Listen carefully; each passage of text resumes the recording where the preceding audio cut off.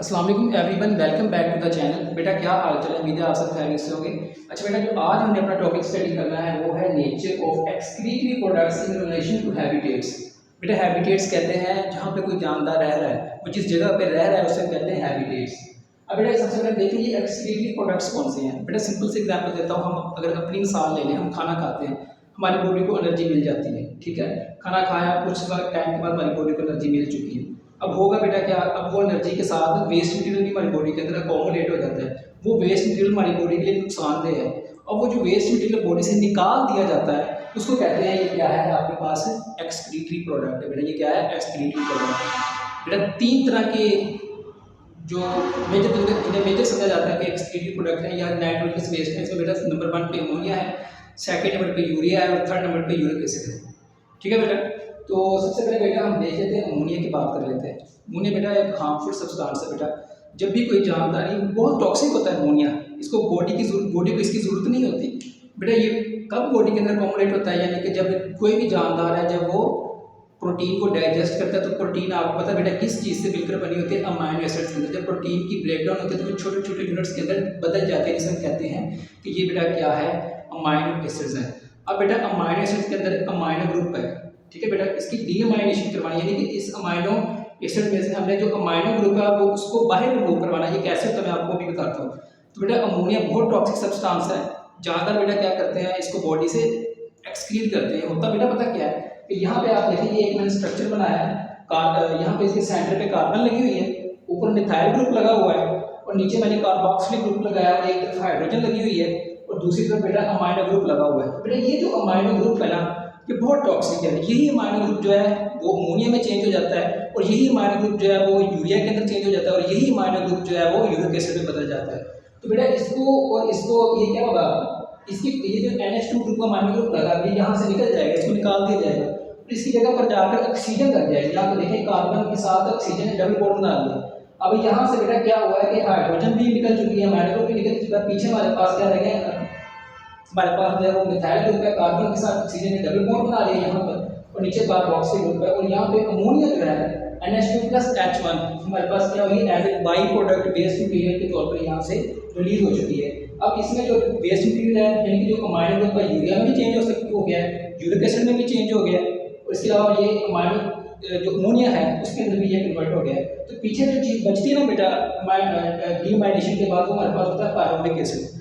ठीक है बेटा, तो ये हमारी बॉडी को पायरुविक एसिड जो है वो एनर्जी प्रोवाइड करता है जब हम खाना खाते हैं, तो क्योंकि ये बहुत जहरीला होता है, ठीक है, टॉक्सिक सब्सटेंस है अमोनिया। तो बेटा ये जो पानी में, इसको बॉडी से रिमूव करने के लिए हमें बहुत ज़्यादा मकदार में पानी चाहिए, और ज़्यादा मकदार में पानी आपको पता है कि या तो फ्रेश वाटर बॉडीज़ के अंदर अवेलेबल होता है, या तो फिर मरीन वाटर्स के अंदर जो है वो पानी अवेलेबल होता है। तो बेटा क्या होता है कि जिस जानवरों के अंदर ये अमोनिया होती है, तो उस अमोनिया को खारिज करने के लिए बॉडी से ज़्यादा मकदार में पानी चाहिए। अब इसमें आपके पास मरीन वाटर भी आ जाते हैं, फ्रेश वाटर ऑर्गेनिज्म भी आ जाते हैं, ठीक है, तो वो वहाँ तो पानी अवेलेबल होता है, हमें पानी की डेफिशिएंसी बेटा इतनी ज़्यादा नहीं फेस करना पड़ती।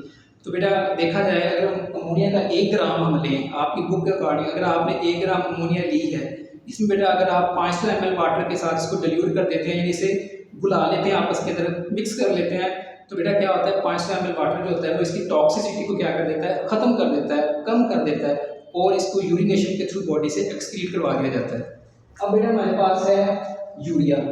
बेटा यूरिया उन जानवरों के अंदर बनता है जहाँ पे जो है वो जो जानवर लैंड के ऊपर रहते हैं। बेटा लैंड में रहने वाले ह्यूमन बींग्स भी आ जाते हैं, हॉर्स भी आ जाते हैं, डॉग भी आ जाता है, कैट भी आ जाती है, ठीक है। तो बेटा ये यूरिया होता है, ये लैंड में जो रहने वाले जानदार होते हैं उनकी बॉडी में एज ए बाई प्रोडक्ट जो है वो बनता है। ये बाई प्रोडक्ट कहते हैं वेस्ट मटीरियल को, ठीक है बेटा। तो इसमें ये होता है कि बेटा जो यूरिया है वो कह रहा है terrestrial animals face the challenges of conserving water. बेटा इन्हें बहुत से चैलेंज को फेस करना पड़ता है, क्योंकि यूरिया को भी हमने पीछे पढ़ा कि अमोनिया को एक्सक्रीट करने के लिए ज़्यादा पानी चाहिए, लेकिन जो लैंड के ऊपर रहने वाले जानवर हैं इन्हें भी क्या हो सकती है, पानी की डेफिशिएंसी का इन्हें सामना करना पड़ता है। तो हर टाइम बॉडी का इतनी मकदार में पानी अवेलेबल नहीं होता कि वो क्या करें, अमोनिया को सेक्रेट करें। तो बेटा ये क्या कर लेते हैं, अमोनिया को अपनी बॉडी में लीवर के थ्रू जो है वो यूरिया में कन्वर्ट कर लेते हैं, ठीक है बेटा। क्योंकि अमोनिया को सेक्रेट करने के लिए ज़्यादा पानी चाहिए, लेकिन यूरिया को सेक्रेट करने के लिए कम पानी चाहिए। तो ये सारा प्रोसेस बेटा किसमें हो रहा है, लीवर जो है वो अमोनिया को ह्यूमन बींग्स के अंदर या दूसरे जानवरों के अंदर बेटा क्या करता है, उसे यूरिया में कन्वर्ट कर देता है। ठीक है, तो अगर बेटा आपके पास 1 ग्राम यूरिया है, अगर हमने उसको बॉडी से रिमूव करवाना है तो सिंपल थोड़ी सी क्वांटिटी चाहिए, उसके लिए 50 ml पानी चाहिए, इतना तो अवेलेबल होता है बॉडी के अंदर। ठीक है, तो वो बॉडी से फिर जो जानवर होते हैं वो यूरिया को अपनी बॉडी से निकाल देते हैं, यानी कि इसकी टॉक्सिसिटी को ख़त्म करने के लिए जो है वो जो वाटर जो है वो 50 ml चाहिए। ठीक है, तो अगर 50 ml वाटर अवेलेबल होगा तो इसकी टॉक्सिसिटी जो है वो खत्म हो जाएगी यूरिया की। तो यूरिया बेटा टॉक्सिक है, अमोनिया की निस्बत ये कम टॉक्सिक है। अब यहाँ पर बेटा अमोनिया का मैंने एक स्ट्रक्चर आपको बनाकर दिखाया है। ये है कार्बन ने डबल बॉन्ड बना लिया ऑक्सीजन के साथ। ठीक है, इस यहाँ पे आप देखेंगे तो आपकी बुक के अकॉर्डिंग में यूरिया जो है इसमें NH2 2 दफ़ा मेंशन उन्होंने किया है। एक कार्बन के राइट साइड पे एक अमाइनो ग्रुप लगा हुआ है, दूसरी साइड में भी क्या लगा हुआ है, अमाइनो ग्रुप लगा हुआ है। तो ये यूरिया है बेटा, ये भी क्या होती है, ये टॉक्सिक होती है लेकिन लेस टॉक्सिक होती है इसकी निस्बत अमोनिया की निस्बत। अब बेटा हम बात कर लेते हैं यूरिक एसिड की। तो ये भी बेटा एक वेस्ट मटेरियल है। इसमें बेटा क्या होता है कि जो सम एनिमल मोस्टली जो डेजर्ट में रहते हैं, और ये डेजर्ट में रहते हैं, और कुछ सेक्स वगैरह या कुछ रिप्टाइल्स आ जाते हैं, कुछ बर्ड्स आ जाते हैं बेटा, इनको भी आपको पता है डेजर्ट में रहने में जितने भी जानवर हैं इनको पानी की डेफिशिएंसी का सामना करना पड़ता है, बहुत से चैलेंज जो है फेस करना पड़ते हैं। यानी कि अपनी बॉडी के अंदर वाटर को कंजर्व करने के चैलेंजेस जो है वो फेस करने पड़ते हैं, यानी कि पानी को एवरी टाइम अवेलेबल नहीं होता। तो वहाँ पे जो रहने वाले जानदार हैं बेटा वो यूरिक एसिड प्रोड्यूस करते हैं, क्योंकि यूरिक एसिड वो सब्सटेंस है जिसको थोड़ी सी बस क्वांटिटी चाहिए वाटर की और वो बॉडी से एक्सक्रीट करवा दिया जाता है। तो बेटा ये यूरिक एसिड जो है, ये जो जानदार होते हैं डेजर्ट में रहने वाले जानदार जो हैं, बर्ड्स, रिप्टाइल्स, जिसमें लिजर्ड्स आ जाते हैं, स्नेक्स आ जाते हैं, तो बेटा वो यूरिक एसिड प्रोड्यूस करते हैं। बेटा ये सेमी सॉलिड पेस्ट की तरह का होता है, इसमें क्वांटिटी बहुत कम होती है। तो अगर हमारे पास 1 ग्राम यूरिक एसिड हो तो बेटा क्या होता है कि हमने 1 ग्राम यूरिक एसिड को बॉडी से रिमूव करने के लिए हमें 1 ml पानी चाहिए, यानी इतनी कम क्वांटिटी के अंदर जो है वो पानी चाहिए जो बॉडी में से इस यूरिक एसिड को एक्सक्रीट करवा सके। ठीक है बेटा, तो बेटा ये जो यूरिक एसिड का मैंने यहाँ पे स्ट्रक्चर बनाया है बेटा, ये होता है इसमें का ये प्योर ईंध है बेटा। अब देखा जाए ना बेटा, इसमें आगे स्ट्रक्चर पहले देख लें बेटा, ये डबल मेंबर रिंग है। ठीक है, इसमें टोटल कितने कॉर्नर है, 9 कॉर्नर है। अगर देखा जाए बेटा 1 3 5 6 8 कॉर्नर के ऊपर कार्बन लगी होती है इसके, और बाकी 2 4 7 9 के ऊपर बेटा इसमें NH ग्रुप लगा होता है। ठीक है, तो बेटा ये यूरिक एसिड का स्ट्रक्चर है। ठीक है, यहाँ पे आप देखेंगे कार्बन पर 1 के ऊपर क्या लगी हुई है, ऑक्सीजन अटैच है, यहाँ पे 2 के ऊपर NH2 ग्रुप अटैच है। ठीक है, 3 के ऊपर भी ऑक्सीजन अटैच है, 4 के ऊपर भी NH ग्रुप लगा हुआ, 5 कार्बन है। ठीक है, 6 पे भी कार्बन है, और 7 कॉर्नर के ऊपर जो है बेटा NH ग्रुप लगा हुआ है। 8 के साथ 8 नंबर पे कार्बन है जो कि इसके साथ ऑक्सीजन भी अटैच है। ठीक है बेटा, तो 9 के ऊपर NH ग्रुप अटैच है। तो आप देख सकते हैं, काउंट कर सकते हैं कि कार्बन कितने हैं, 1 2 3 4 5 बेटा इसमें क्या है, कार्बन है।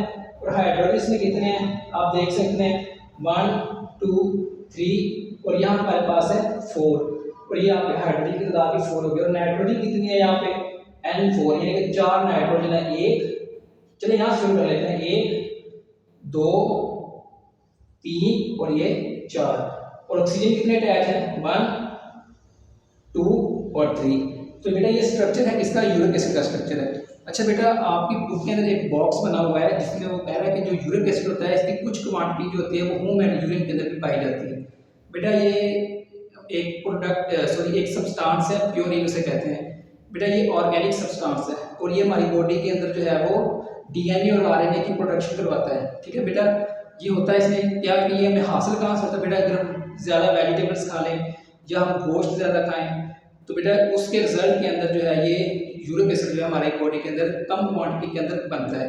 ठीक है, तो बेटा ये जब प्योरीन की ब्रेकडाउन होती है, प्योरीन बेटा DNA और RNA को बनाने के लिए इस्तेमाल होता है। जब प्योरीन की ब्रेकडाउन होती है तो ब्रेकडाउन का रिजल्ट में होता है बेटा पता क्या है कि जो ब्रेकडाउन हो चुकी है इसमें छोटे छोटे जो इसके ब्रेकडाउन होने के बाद जो सब्सटेंस रिलीज हुए हैं बेटा वो DNA को बनाते हैं और साथ वो RNA को भी बना रहे होते हैं।